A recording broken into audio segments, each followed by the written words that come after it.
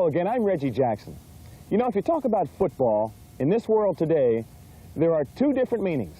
In the United States, when you talk about football, you play it with this. If you talk about football in the rest of the world, you play it with this. We call it a soccer ball. Aside from the obvious differences, one of the major differences is the number of fans. While about 80 million fans watch the Super Bowl in the United States, 4 times that amount watch the World Cup tournament worldwide. And that's not surprising, because believe it or not, soccer is the #1 game in the world. Yet soccer has not been a major sport in the United States. In 1975, the Cosmos, the New York professional soccer team, signed this man, Pelé, and the United States began to take notice of soccer. His playing skill brought new fans to the stadium, new interest in television coverage, and a new enthusiasm in youth soccer around the country. In the state of Michigan, for example, before 1975, barely 1,400 kids played in organized soccer. But today, there are over 40,000 kids playing in leagues, and that's just in Michigan. And there are some good reasons for that growth. Well, I think one of the reasons that soccer's growing so well in this country is because the average-sized kid can play it. He doesn't have to be big, he doesn't have to be that strong, he has to be quick, and has to have no fear. My oldest son, who happens to be smaller than the youngest one, is 13, and he's a very small boy, but he's agile, and he's able to play soccer and be very successful at it. While as a football player, for instance, American football, he would have a real hard time just because he would be overpowered by the other players. But there's also space for big kids in soccer, too. The goalies are almost always big, the defensemen are often big boys, and it makes room for everybody. It's probably one of the cheapest sports to play. The only thing it does, it takes space. You need fields to play on. Most kids buy a soccer ball, it costs about 17 bucks. You can outfit a team probably with first-class uniforms, $25 a piece. But the thing is upkeep of the fields and the referee's fees. It's about the only expense that you have. So soccer is inexpensive and can be played by big as well as small kids. But the main thing about soccer is it's non-stop action.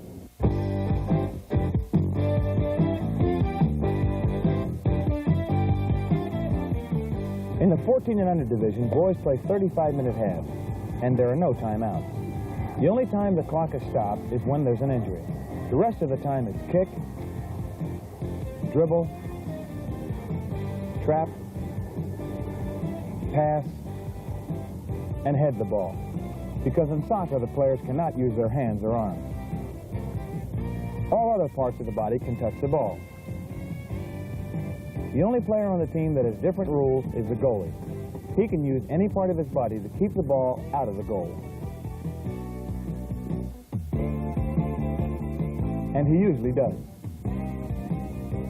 So soccer is a non-stop, all-out battle. And the players run and run and run. It's no wonder soccer players are considered some of the best conditioned athletes in the world.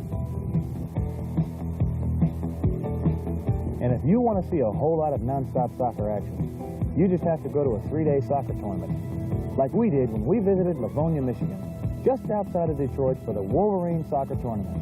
It was held on the grounds of Schoolcraft College with its 13 soccer fields, and every one of those fields were used as 160 teams from the East and South. Canada, Sweden, and Scotland competed in 5 age divisions, 10 and under through 19 and under, both boys and girls. We went there to look at the competition in the 14 and under boys division because there was a very special team competing. They just run and run and run. It's almost frightening. Great control and good body contact. They know how to use themselves. They look like professionals already. They know some of the tactics, some of the roughhouse tactics that most of our kids don't know. If somebody stops to hold the ball, they will slide right in and try to take the ball out from under him. They know how to get up and go with the ball. They know how to head. They're a very good team. They should probably win the whole thing. And who are these awesome 14-year-olds? They're the Kilmarnock Colts from a town south of Glasgow, Scotland.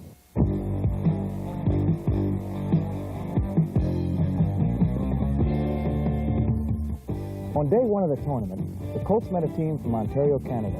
It was raining that morning, and if you can believe it, they started on the dry end of the field. The action was mostly in and around the Ontario goal for the first half of play, as Alex Allison of Kilmarnock gave ball handling displays like this. As the rain continued, so did the relentless attack of the Kilmarnock Colts. And the Ontario goalie made save after muddy save. Sometimes the defenseman helped clear the ball, while the goalie went mud diving. And there comes a point where you just have to wash up. While at the other end of the field, the Colts goaltender, Gary Robertson, was the loneliest man on the field, and perhaps the cleanest. The halftime score, Kilmarnock 5, Ontario nothing. During the halftime break, Kevin McMonigal tried to get some of the mud off, which seemed a bit futile, for the second half was to be played on the wet end of the field. And each time Ontario cleared the ball, Kilmarnock would bring it down again, shooting and scoring. Final score, Kilmarnock 7, Ontario nothing. Boy, talk about taking a bath while you work. Well, that's the way it is sometimes at a tournament. You have to play, rain or shine. But for the Scottish boys, that was nothing new. Well, we were very fortunate this morning. When we woke up and seen the rain, we were quite pleased because we are more than used to playing in rain. We like to play in the rain more because our climate's like that all the time, and we can keep the same pace in the rain. Well, playing in the rain is one thing, and taking a mud bath in front of the goal was another. So after the first round of play, it was time to drain the lakes off the fields in preparation for the next round of play. The second round of play saw the Colts take on a team from Dearborn, Michigan, the Scorpions. While the rain had stopped, the field still had some wet spots, but the Colts kept on scoring.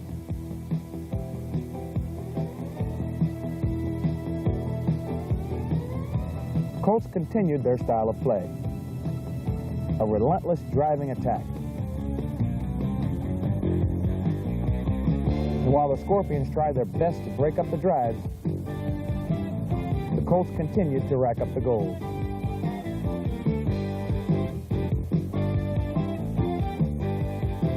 The Colts made a total of 9 goals in this game, and while most of the action was at the Scorpion end of the field, the Scorpions rallied to score 1 goal to make the final score Colts 9, Scorpions 1. So at the end of the first day of play, the Kilmarnock Colts from Scotland had played 2 games in the rain, had racked up 16 goals to their opponent's 1. Quite an impressive effort. Well, we've seen some pretty good soccer in those first 2 games, and shortly we'll find out if the Colts can keep going through this tournament and win it all. As we've seen, soccer is a no-hands game. It's a kicking game. But did you know that there are a number of ways to kick the ball? Chris Kelderman, a fullback from the Tulsa Kicks team, explains. First of all, you never use your toe, or you try not to, because it's the narrowest part of your foot, and you have more chance of missing the ball or turning it to a side where you don't want it to go. Probably the most basic way in kicking a ball is with the inside. Since it's the longest part, you have less chance of missing the ball. Another way of kicking the ball is with the instep, right on the shoelaces. That is used for more power, so you can lean back, lean forward, bring your leg back, and drive the ball. Another way is to use the outside of the foot. If you have an opponent on the right side of you, instead of turning your whole body and kick it that way, there's a quicker way. Use the outside of your foot and push the ball that way. Okay, now you know how to use your feet to kick the ball.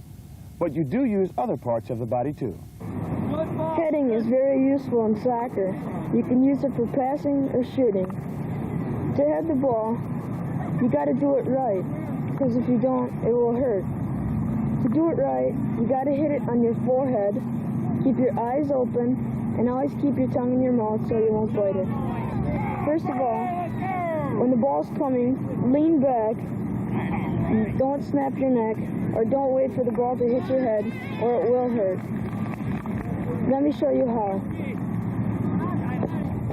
Well, that looks easy enough.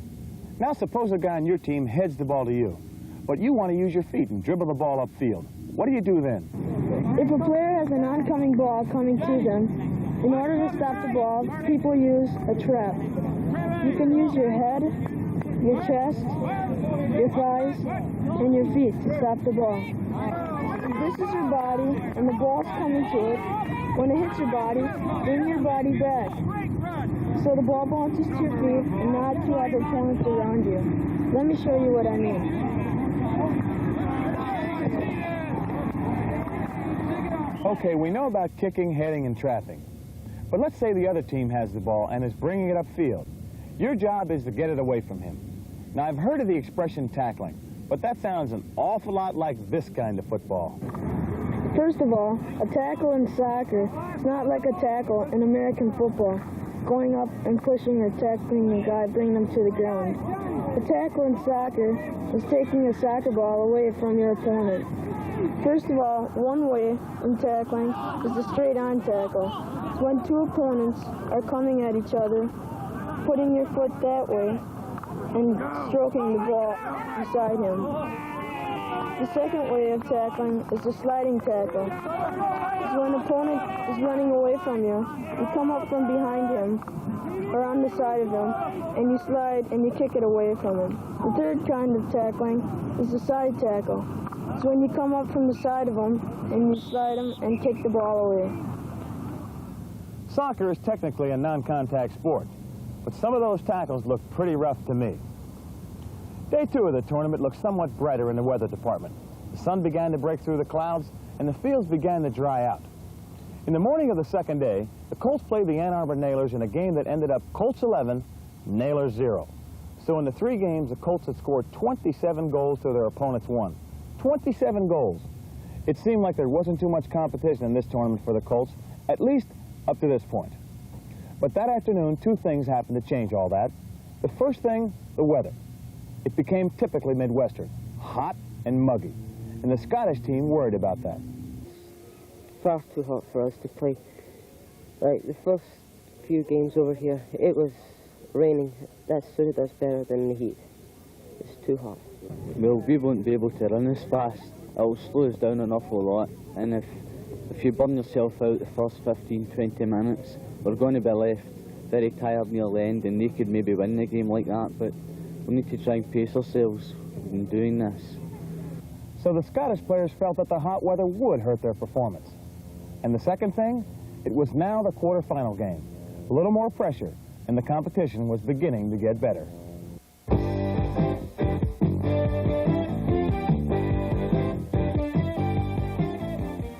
The quarterfinal game featured 2 foreign teams, the Colts from Scotland and the East London Sports from Ontario, Canada.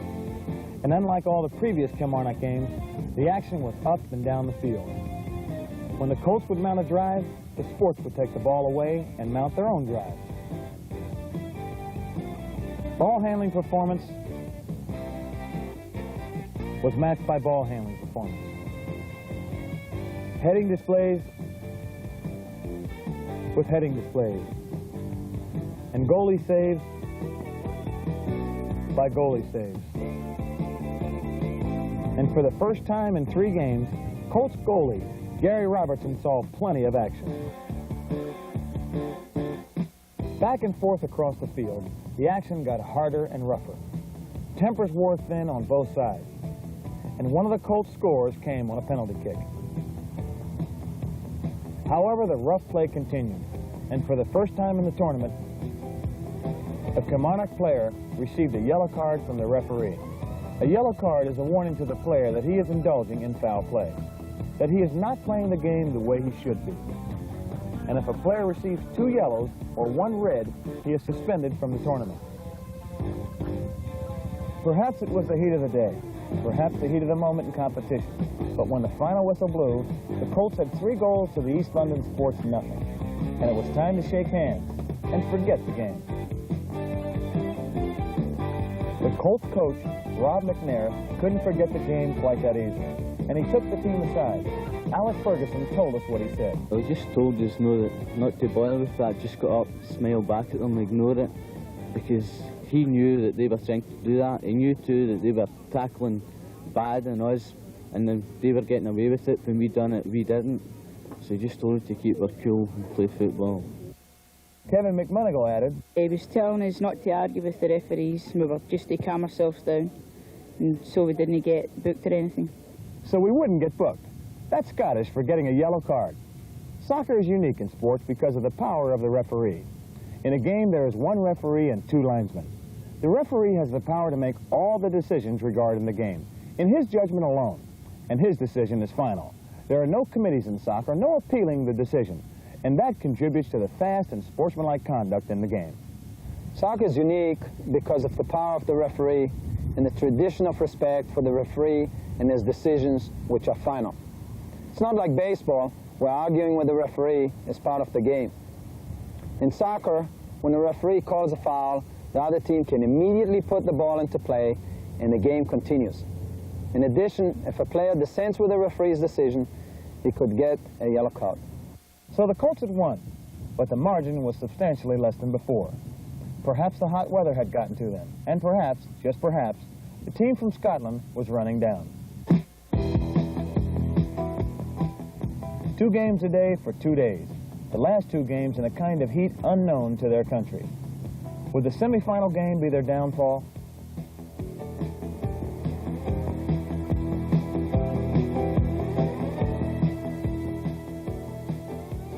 The third day of the tournament brought what appeared to be a cooling trend. A damp, foggy morning. Just the kind of weather the Colts had in Scotland. And as they took their warm-ups, they appeared almost nonchalant. Almost too relaxed.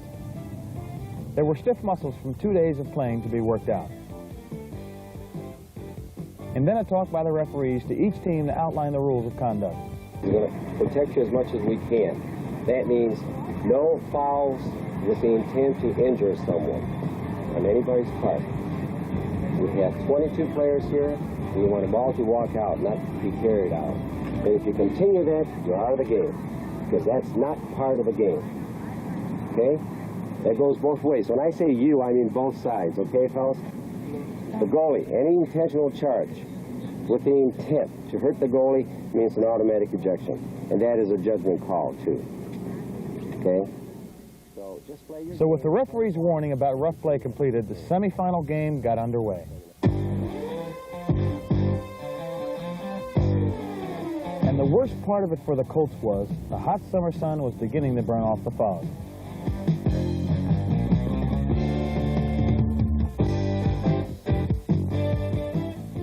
Four minutes into the game, the Colts took advantage of their freshness and the relative cool of the morning to power the ball upfield. And with a spectacular diving shot, Jim Shanks put the Colts on the board. Tosa came back with this drive downfield, only to be broken up by Hugh Finnegan.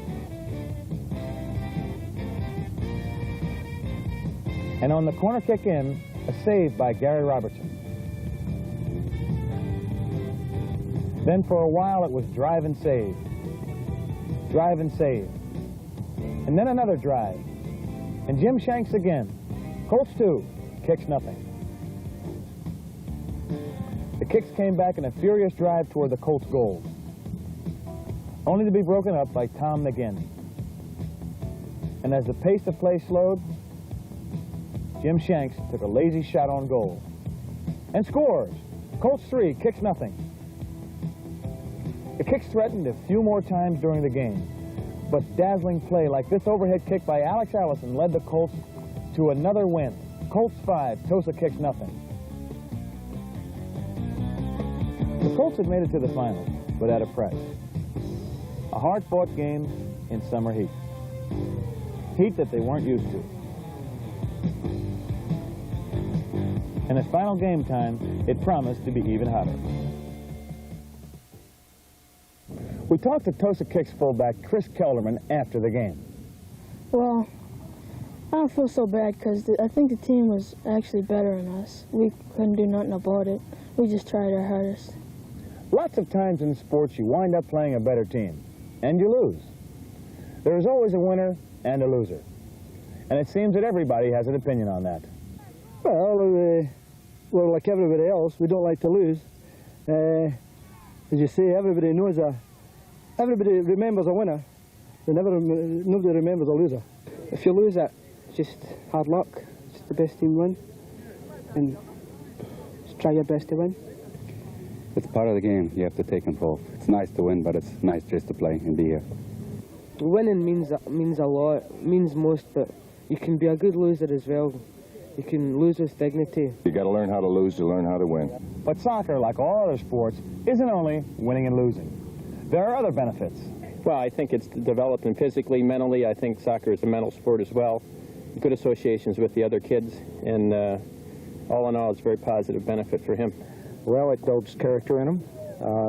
My boy loves sports. He loves the competition that's there in soccer, and I think most of all that he enjoys the fellowship with the other boys, too. And for the players? If it wasn't for soccer, I don't know what I would do. Probably play golf. I don't know, I like playing a lot. And if it wasn't soccer, you know, probably be on the streets or something. Keeps me fit, and it's something to do at night when I'm training and when I'm playing. It keeps you off the streets. It just means you've got a job. Having a job to do, a place to be, a commitment to the other members of the team. But this means a lot of family participation, sacrifice, and just plain old support. No question about it. The family involvement with the boys is continual. We're always talking about the next particular game or the practices and togetherness. It's really gotten the family to be a real close unit, and we truly enjoy it very much. I feel like that's my obligation as a mother. So, and to see that they follow through, that's another thing that bothers me, that kids will sign up for teams, and then if it's not convenient for the parent, then they won't be there at the practice. When you sign on for a team, you're making a commitment to all the other players, too. The big thing is that the boys are having fun, and I enjoy watching it. It's a great sport. It is a great sport. Fast-moving, fun, and a terrific way to get in condition. American kids are joining leagues and participating in the game like never before. And Americans are getting better and better. But as we've seen, European teams, like the Colts, are awesome by comparison. Everybody seemed to have an answer to the question, why are the Colts so good? They're very aggressive. Their size, they're not big kids. They're fast. They know how to get up and go with the ball. They know how to head, which is one of the things that American teams lack. The Scottish team had more skills, and they're faster, a lot faster and stronger. Those guys are awfully fast, and it's kind of tough to combat speed, you know? Well, it seems like they go to the ball more often than we do. We stand there and kind of look at it, and they're a little more aggressive in that respect. Well, lads, move all the time. In training, you don't walk in training, you run. All the way. Well, the Scottish boys play very aggressively. Our boys play well. We've got good athletes in the United States, and our boys play well, but the Scottish boys are pretty rugged. The body contact, we use it quite a bit. We go for the ball better than what the American boys do, and I think this is something they should learn. As they start with the ball when they're 2 years old, and they play 11, 12 months of the year. It's as simple as that. Our kids are out hitting a baseball or hitting a hockey puck or basketball or whatever. And these kids are totally devoted to soccer. So the Kilmarnock Colts from Scotland will meet the Troy Strikers from Troy, Michigan in the finals of the Wolverine International Soccer Tournament. And while the Strikers had heard about the Colts, it didn't seem to dampen their optimism about the outcome of the game. Strikers is a very strong team, and I think it's great that they get an opportunity to play against this class of competition.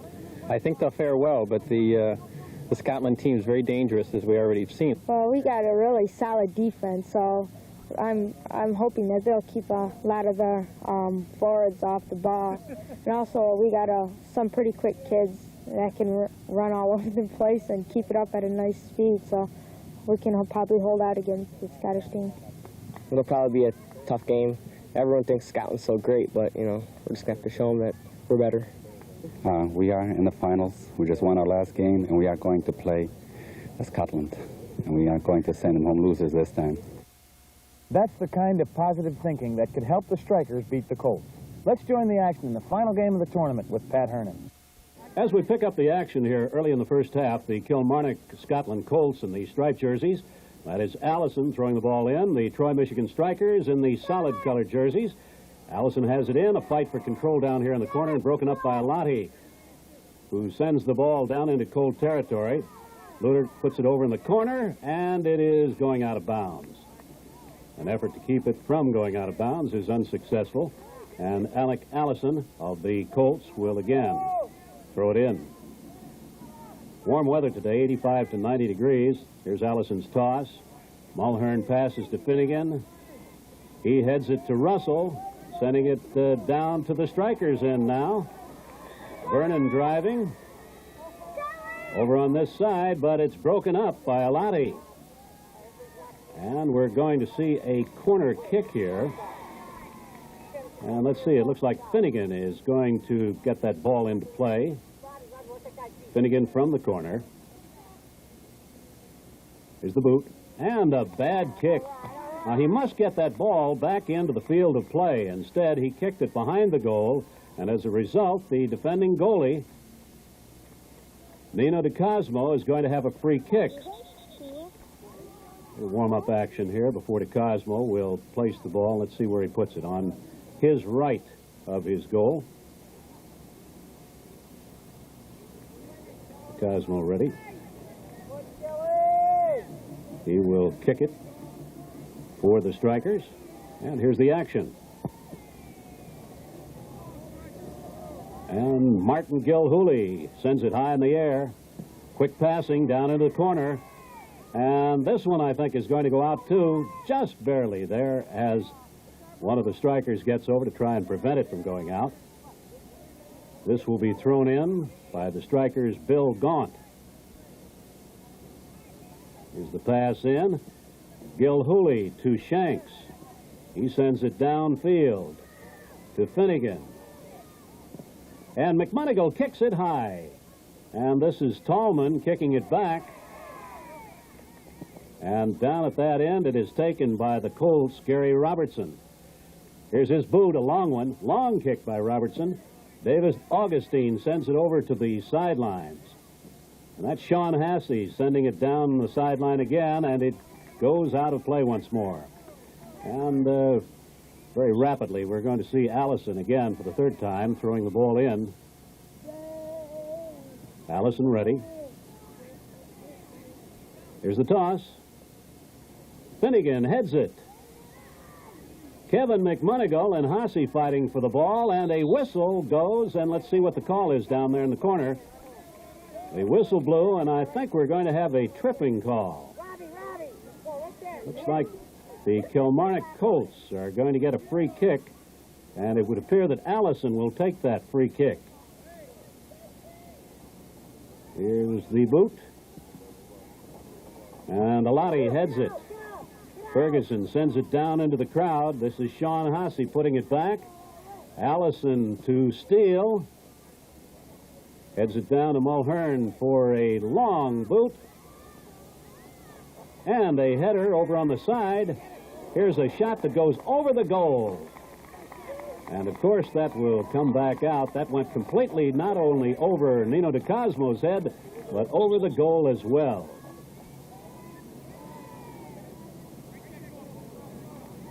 Now we once again will have DeCosmo with that free kick. Again from the right side of his goal. The boot. Good one. Jim Shanks heads it back. Going down in the corner, there's a chip on the left side over to the right side. It hits the goal. The goalie saves it, and the boot by Kevin McMonigal. And there's the first score of the game, past Nino DeCosmo as he was lying helpless on the ground. The score, 1-0 in favor of the Colts. Their 36th tournament goal. Striker goalie Nino DeCosmo. Describe the goal. The ball came across, and it hit I dove for it, but it hit somebody on the shot. It hit somebody and deflected out. And then it deflected out to a man, I think, standing on the right side of the field, and he just put it right into the net. As we pick up the action later in the first half, this will be Gary Robertson, the Colts goalie, as he kicks it away. And again, a good boot. Rob Blurt with the ball on a header. Hugh Finnegan sends the ball upfield. Lottie to Stu Whitney. Taken down there by Graham Steele, and he kicks it way up the field. Sean Hossey gets the ball and sends it out. The flag goes up, the ball out of bounds on the far side. This is McMonigal who will throw it in. He wastes no time with it. Graham Steele sends it in, and Nino DeCosmo, the Strikers goalie, grabs that ball, and he will put it back into play with this kick. There's the boot downfield. Alex Ferguson with a fine header. McMonigal with a high one, and that's Tom McGinn over to Kevin McMonigal. Jim Shanks, a shot on goal, and this one is off the crossbar and over the goal again. Now, that's the second time that we have seen a shot go over the Strikers' goal, but this one hits the crossbar before bouncing over. And so the Striker goalie, Nino DeCosmo, once again will put the ball into play. He'll bring it back over to the right-hand side of his goal, his right-hand side. And from that point, get the ball into play once more. Cosmo ready with the kick, and here it comes. Downfield, header. And here's a bit of action right in front of us. Nice tackle there by Martin. And we have a whistle here as the play comes to a halt. I don't know what that whistle is for, but the referee has blown one. We're going to get a free kick by the Colts.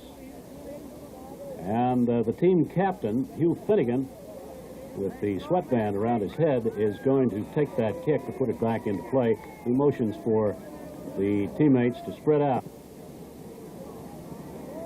And both teams trying to get the ball now. Luter finally sends it into the Colts' end. And at this point, so it's Hugh Finnegan once again who comes around and sends it back to his goalie, Gary Robertson. Robertson simply grabs it, holds still there. He'll take his time before putting it into play. Here's the kick by Robertson of the Colts, a long one. Really kicked that ball way upfield. Sean Hossey sends it back, though. Two players here fighting for control, and the ball comes out of bounds over here on the near sideline. This is Tallman with the ball. He will throw it in for the Strikers. There's the toss. Whitney sends it down, broken up by Ferguson. Both teams going for it now. A couple of headers in a row right here in the center. Meanwhile, in back of all the action, the referee has blown the whistle, pointing down to our right that something had gone on. There'll be a free kick. And Alati kicks it. Hugh Finnegan heads it. Graham Steele to McGinn. McGinn running around, trying to find an opening. Then back to Steele. And across to Jim Shanks. Down in the corner. Let's see, there's going to be a whistle down there. Looks like a tripping call once again. One of the Strikers with his hands out saying, I didn't do it. However, there was a Colt lying on the ground, and I believe we're going to have a penalty kick here. See who they will have kicking for the Colts. Kilmarnock team looks like they will have Jim Shanks taking that penalty kick. The idea being to give it to the man who has the most potential to score for you. And the Colts evidently believe that man is Jim Shanks. Nino DeCosmo, right in the center of the goal. Here's the move, the kick, and he gets it by DeCosmo into the right-hand side of the goal. And the score is now the Colts 2, the Strikers nothing. Striker goalie Nino DeCosmo described the play that led to the penalty shot. The guy was coming down the left side of the field, and my defenseman went to challenge him, and he pushed the ball, and my defenseman got his leg in there a little too late and took the player out. So I just gave us a penalty shot, and a penalty shot is 9 out of 10, a goal. You know, I gave him a best shot, but they put it in the net.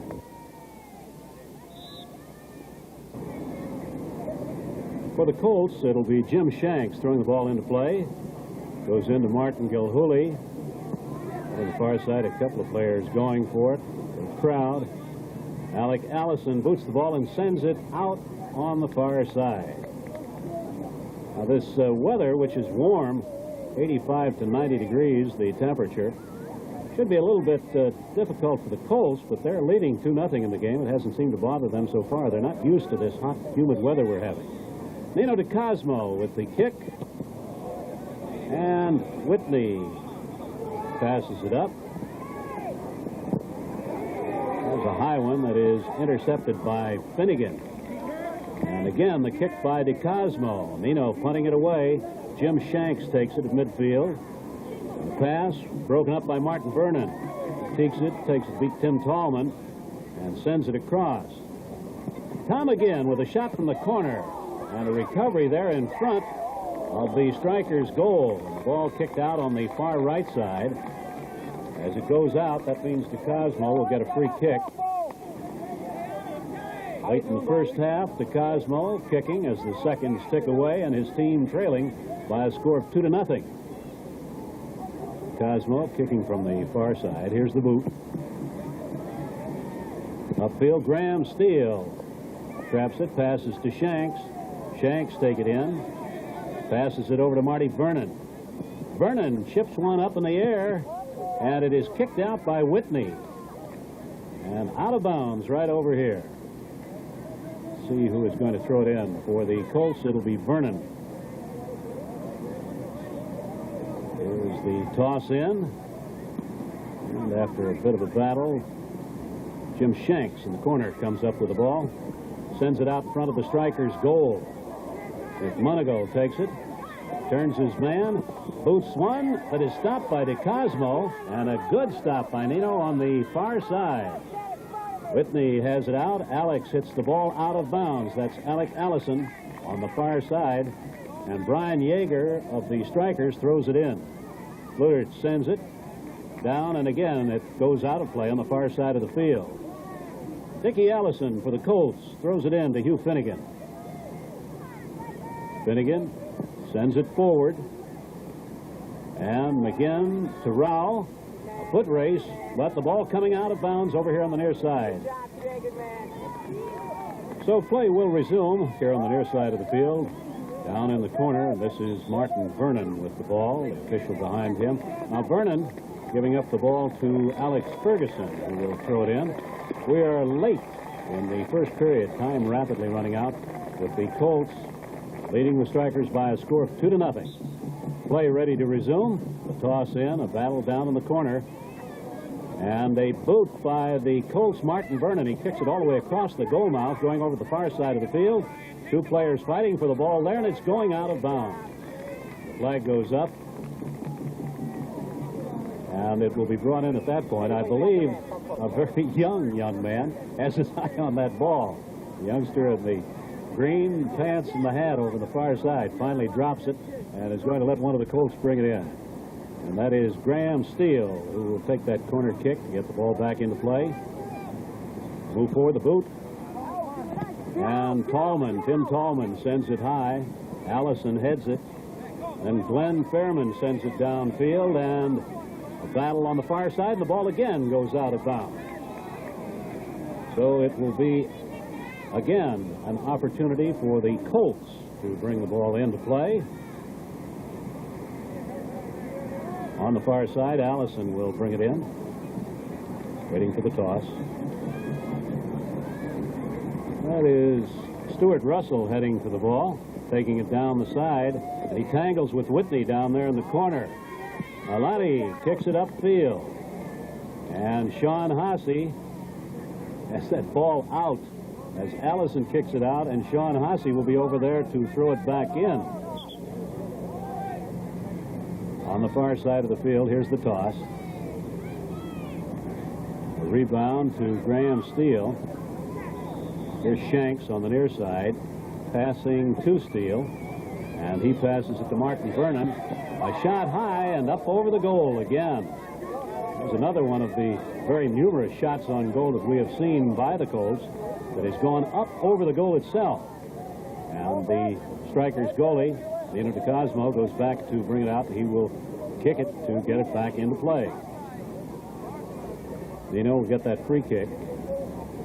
And we'll come over here to the near side, his right-hand side of his goal, from where he likes to kick it back into action. Nino back for the kick. Time rapidly running out here in the first half. There's the boot. A rebound to Alati, who sends it down to Hugh Finnegan. He passes to Allison. He passes to Graham Steele. He chips it to Russell. Russell sends it down the middle, and Tim Tallman breaks it up. Now, two players go for it on the far side, and the ball goes out. The flag goes up. The ball is out of bounds.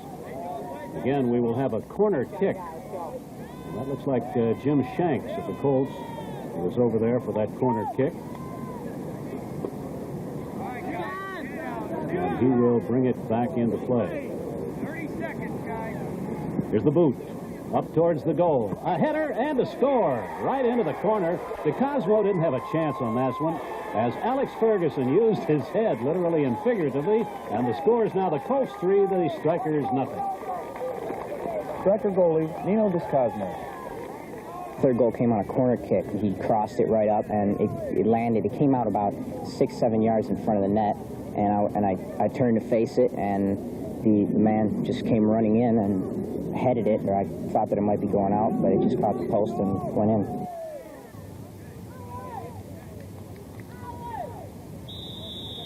And that's the end of the first half of play, and the score is the Colts 3, the Strikers nothing. 3-0 Colts. Well, it certainly appears that the Colts came to play soccer. But that isn't the only thing that happens at an international tournament like this.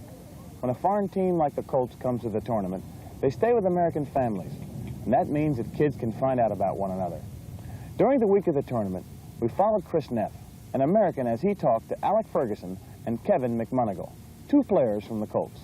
I was watching you guys play today, and I couldn't believe, how can you even play in that kind of weather? Yeah, we're quite used to that weather. We like that. But the fields aren't as bad. We've got quite a good drainage system. Like drains in the ground? Well, it's pipes that are underneath the ground, and they drain the water away. How do you guys play so fluently? Well, we have a drill where we're all jogging in a straight line. The back man weaves in and out everyone. And then the back man comes again until the whole team have done it. Do you have anything like that? Yeah, we have a bunch of traffic cones, and we line them up about 3 feet apart. And then we have a line, and we run in and out of those, forwards and backwards. And sometimes we use the ball, and sometimes we don't. How often do you train? Usually twice a week, but sometimes we only have one practice. How about you? Once or maybe twice a week. It all depends how many games we play in the week. It all depends how hard we train. If you played 2 games a week, how many practices would you have? Just the one. You guys are really good shooters. Why is that? Well, we tend to lean forward, get over the ball if we want to keep it low, and we lean back if we want to lift it into the air. Do you agree? Yes, we try and direct our passes to be more accurate in placing the ball, but balance is the most important thing. What do you do besides soccer? I like to play a lot of video games like Pac-Man. When did you start playing soccer? When I was 10, just playing about the streets with my friends. When did you start playing soccer? When I was 11. What, in the street or with? It was a school soccer. School? I played school soccer too, but I started at first with playing in the streets, then I played for a team, then I played for school after that. Did you like it? Yes. Chris's mom commented about the Scottish boys and Chris. There are differences in some of the words that they use, and also the fact that they have an accent and you have to concentrate a little bit more to hear what they're saying. I think there are a lot more similarities, though. Young teenage boys are a lot alike no matter where you are in the world, and we watch them sharing taste in music and sharing similar clothes and sharing the soccer ball, and you know that there's a lot more in common than there is different. A lot more in common than there is different. That's going to be true whether the kids are from Scotland or Indiana or Costa Mesa, California. Meeting new people is one of the nice things about a tournament. Let's return to the second half and pick up the action with Pat Hernan. We're just about at the midpoint of the second half of this game as Tim Tallman throws the ball in, and then Shanks with an overhead kick, a header by Richard Bauer, and a long kick by Martin Gilhooly all the way down the length of the field. The ball bouncing in the air, another overhead kick, another header, still another. No real sustained movement by either team at this point as the Colts in the second half defending the goal to our left And the strikers, the goal to our right, trying to get something going. Steele has control of the ball now as he moves past the center line. Steele moves it over to the side, centers it. Tom McGinn sends it across. Now Mulhern over here with the ball, looking for someone to give it to. It goes to Martin Vernon. Vernon trying to give it to Shanks. It's broken up, and coming up the field with it. Here's a boot by Hossey way down the field. And here we have a little action in front of the goal with Yeager and Finnegan fighting for it. And Yeager there with the ball. Now Yeager goes down and Finnegan comes up with it. He passes across to Allison. Allison moving down the far side, and play is broken up at that point by David Augustine. Now Jim Shanks on the far side comes up with a loose ball. Takes it down the sidelines.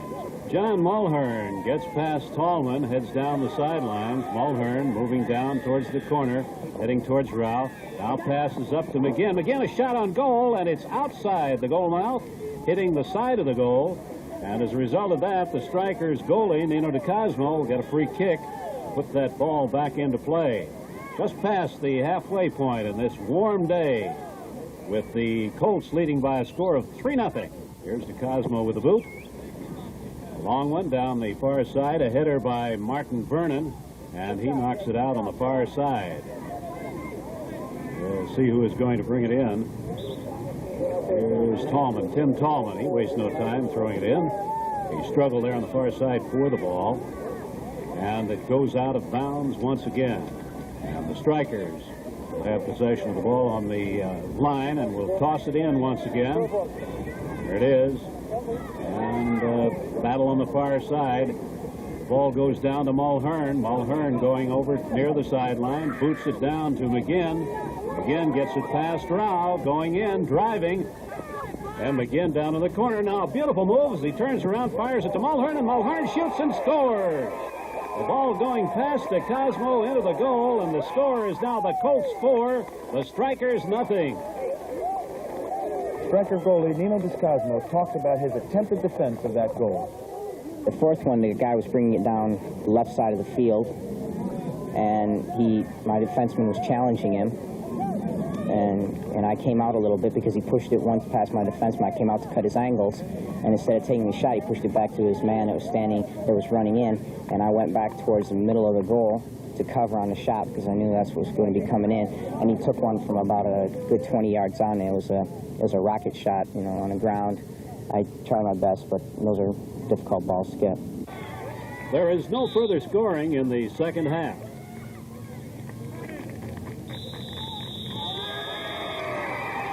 And there's the final whistle, and the Colts from Kilmarnock, Scotland have taken the boys 14 and under division championship here at the Wolverine International Soccer Tournament.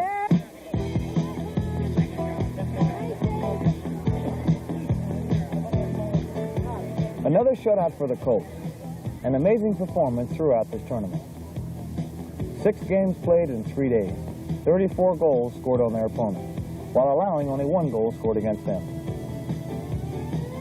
But the Troy Strikers had nothing to be ashamed of. They were really battling a team that comes from a tradition of soccer, from the country where modern soccer was born.